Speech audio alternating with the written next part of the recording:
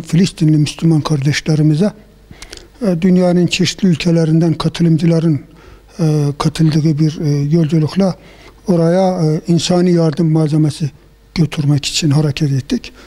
Oysa İsrail gücünü göstermek, işte bir anlamda dünyaya meydan okumak, Müslümanlara gözdağı vermek için kalleşçe bize saldırdı.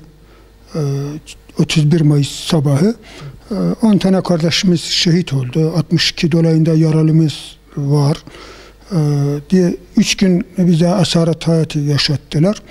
Tabii dünyanın çeşitli ülkelerinden gelen tepkiler nedeniyle geri adım atmak zorunda kaldı. Bizi memleketimize gönderdi.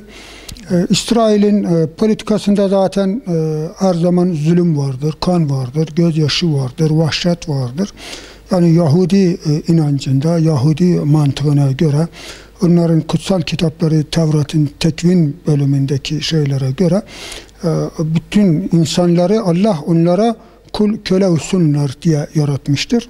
Ve dolayısıyla o öldürdüğü her Müslümanı veya her insanı bir ibadet olarak ele alıyor.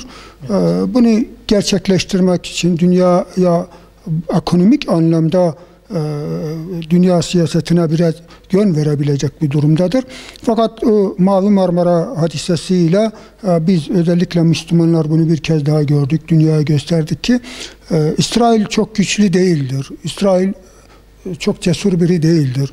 İsrail dünyanın en zayıf örgütüdür. Dünyada İsrail yargılanamaz diye bir anlayış vardı. Özellikle Türkiye'deki anlayış, mantık, işte İsrail'i yargılayamazsınız, söylemezsiniz falan filan. Fakat bir tane hakim, adaleti bilen, İsrail'den korkmayacak olan bir hakim bizim açtığımız davayı kabul etti.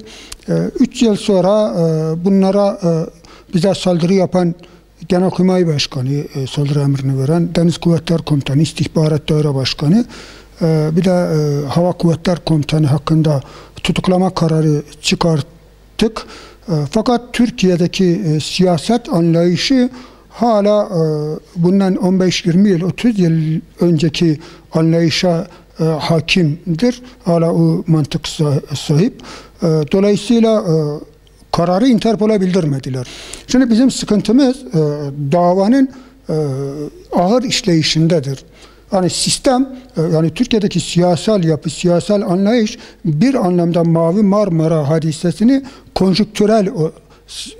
konjüktür gereği nasıl bir hizmet alacaksa veyahut da nasıl yönlendirebilecekse konjüktüre göre değerlendirmeye çalışıyordur.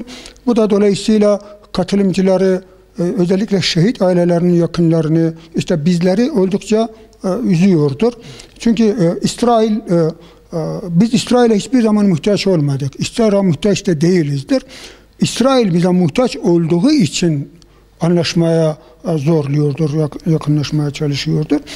Dolayısıyla hükümetin veya devletin İsrail'le diplomatik ilişkilerini geliştirmek için perde arkasından yürüttükleri bizim adımıza, yani Mavi Marmara katılımcılarının adına yürüttükleri bir takım anlaşmalar, bunlar bizi oldukça üzüyordu. Bizler Van'dan 6 arkadaş Mavi Marmara gemisiyle konvoya katılmıştık. Türkiye'nin dört bir tarafında, hatta Türkiye'nin dışında diğer ülkelerden gelen bütün aktivistler gibi bizler de bir umutla burada Van'dan yola çıktık. Gazze'nin bağımsızlığı, Gazze'li yetimlerin, dulların artık çekmiş oldukları sıkıntı ve problemlerin son bulması adına bir ümit, bir özveriyle hareket ettik. Lakin malumunuz İsrail geminin Gazze'ye ulaşmasını engelledi. Engellediği gibi de gayri insani muameleler yaptı gemide esir alınan insanlara. Bu çerçevede bizler de Vanlı aktivistler olarak bayağı bir sıkıntı yaşadık. Tabii süreçten sonra, Mavi Marmara gemisine müdahale sürecinden sonra Malumunuz ağır işleyen bir yargı süreciyle karşı karşıyayız. Sürekli ertelenen bir yargı süreci söz konusu. Gerek Türkiye'deki yargılamalar sonucu olsun, gerek uluslararası mahkemelerdeki gerçekleşen yargılamalar olsun. Bu konuda da yani Türkiye Cumhuriyeti'nin pasif kaldığını söyleyebiliriz. Belki de basına yansıdığı kadarıyla da özellikle uluslararası mahkemeye Türkiye'den belgelerin ulaştırılması konusunda bürokraside bazı sıkıntılar var gibi. İlgili belgeler ulaştırılmıyor. Bundan dolayı da bayağı ağır işleyen bir yargı süreci var. Ve tutuklanmalar konusunda bu baskını yapan askerlerin veya komutanların tutuklanması hususunda da bir karar çıkartıldı ama bu maalesef uluslararası, yani Interpol aracılığıyla böyle bir tutuklanmanın onanması söz konusu değil. Bu da acaba Türkiye'nin uluslararası politikada pasif kaldığını mı gösteriyor? Veyahut bu işin arkasında, perde arkasında daha farklı işlenen ve işletilen süreçler mi var? Bunları akla getirmiyor değil.